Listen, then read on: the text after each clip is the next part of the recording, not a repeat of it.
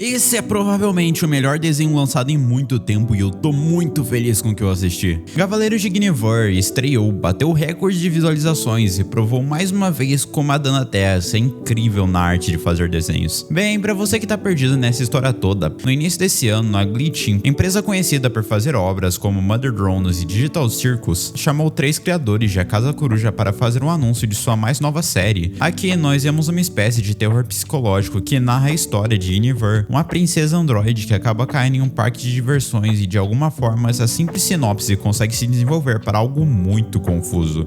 Não de um jeito totalmente ruim, porque a série se passa no passado e presente, sem definir uma timeline específica para cada acontecimento. Muitas pessoas, inclusive eu, ficando sem entender nada quando assistiu o episódio pela primeira vez. Então não se esqueça de dar o like, se inscrever no canal e venha comigo assistir tudo o que você perdeu em Cavaleiros de Guinevere.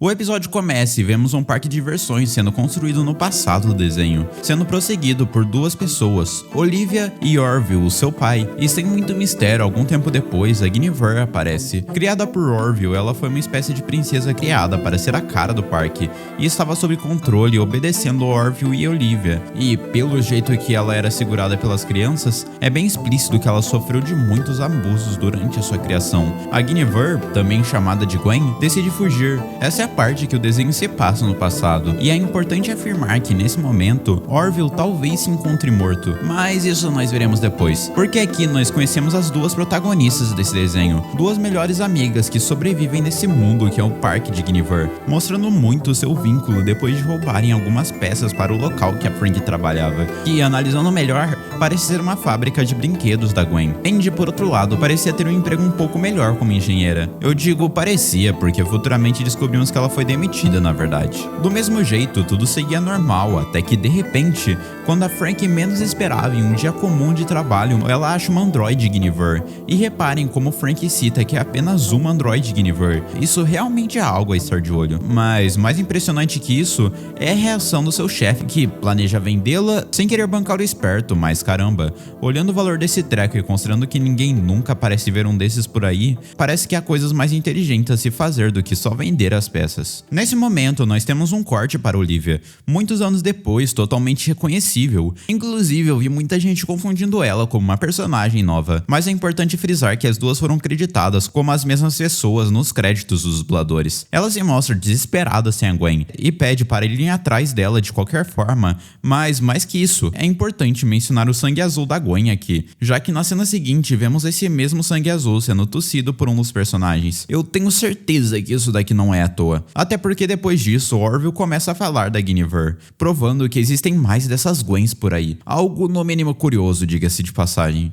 Fazendo a Frank ficar curiosa sobre toda essa situação, e falando com as suas criaturinhas, que com certeza são reais, sobre roubar a Gwen do seu chefe, porque parecia que ela tinha algum tipo de obsessão com ela. A Frank é convencida por ela mesma, e obviamente, ela traz a sua amiga pra toda essa situação, que até tenta acompanhar ela na jornada de roubo da Frank, mas acabam sendo paradas pelo seu chefe, o Spark, que fica revoltado com toda essa situação, iniciando toda uma discussão sobre o trabalho, falando que ela não poderia abrir mão de seu trabalho para ter uma chance de alcançar algo maior, fazendo o Spark puxar a sua arma e iniciar uma briga. Um destaque para a animação aqui, isso aqui tá muito lindo. As cores com as luzes desse bastão estão muito perfeitas, mostrando que a equipe teve muito carinho na produção desse desenho. A Andy, depois de um momento difícil, admite que ela foi demitida do seu trabalho, e por isso ela estaria indo atrás de ajudar a Frank, conseguindo assim convencer o Spark, dizendo que elas poderiam ajudar no conserto da Gwen depois vendê-la, assim dando lucro ao seu chefe e fechando com ele um acordo. As 2 então vão atrás de consertar a androide,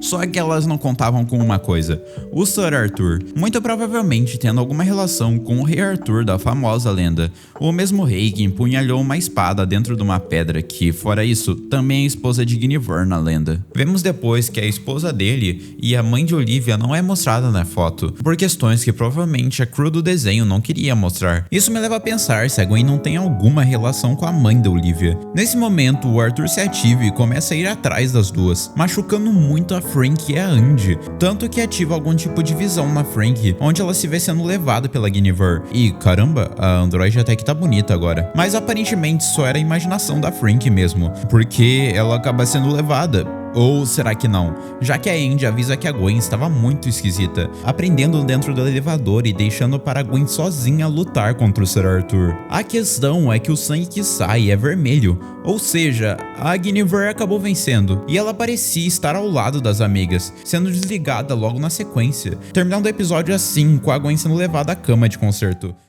Caramba, isso aqui foi incrível. Eu amei muito essa nova série e eu tô muito feliz em ver a Dana Terra se trabalhando novamente.